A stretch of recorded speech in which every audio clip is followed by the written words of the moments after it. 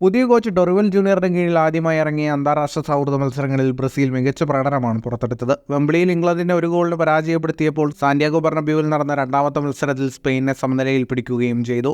Brazil manager എന്ന നിലയിൽ തന്റെ ആദ്യ 2 മത്സരങ്ങളിൽ ഡൊറിവലിന്റെ രക്ഷകനായത് ഒരു 17 വയസ്സുകാരനായ എൻട്രിക്കാണ്. വെംബ്ലിയിൽ ഇംഗ്ലണ്ടിനെതിരെയും തന്റെ ഭാവി ക്ലബ്ബായ റയൽ മാഡ്രിഡിന്റെ സാന്റിയാഗോ ബെർണബ്യൂവിൽ സ്പെയിനിനെതിരെയും എൻട്രിക്ക് ഓരോ ഗോൾ വീതം നേടി. ഇംഗ്ലണ്ടിനെതിരെ 71-ാം മിനിറ്റിൽ പകരക്കാരനായി എൻട്രിക്ക് കളത്തിലിറങ്ങി. 9 മിനിറ്റുകൾക്ക് ശേഷം എൻട്രിക്ക് ഗോൾ അടിച്ചു.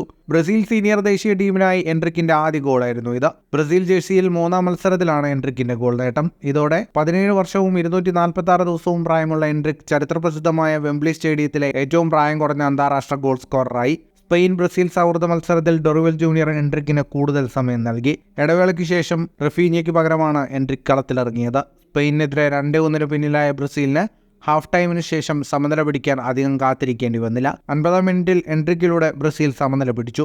ഒടുവിൽ മത്സരം 3-3 സമനിലയിൽ അവസാനിച്ചു. മത്സരശേഷം റയൽ പ്രസിഡന്റ് ഫ്ലോറന്റീനോ പെരസ് എൻട്രിക്കിനെ കണ്ടപ്പോൾ പറഞ്ഞത്, "ഞങ്ങളെല്ലാവരും ഇവിടെ നിനക്കായി കാത്തിരിക്കുന്നു" എന്നായിരുന്നു. ബെർണബ്യൂവിൽ എൻട്രിക്കിന്റെ ആദ്യ ഗോളായിരുന്നു അത്. അടുത്ത സീസണിൽ റയൽ മാഡ്രിഡ് കളിക്കാരനായ എൻട്രിക്ക് സാന്റിയാഗോ ബെർണബ്യൂവിലെത്തും. ഫുട്ബോൾ ലോകത്തെ കൂടുതൽ വാർത്തകൾക്കും വിശേഷങ്ങൾക്കുമായി സ്പോർട്സ് കഫേ ഇപ്പോൾ തന്നെ സബ്സ്ക്രൈബ് ചെയ്യുക.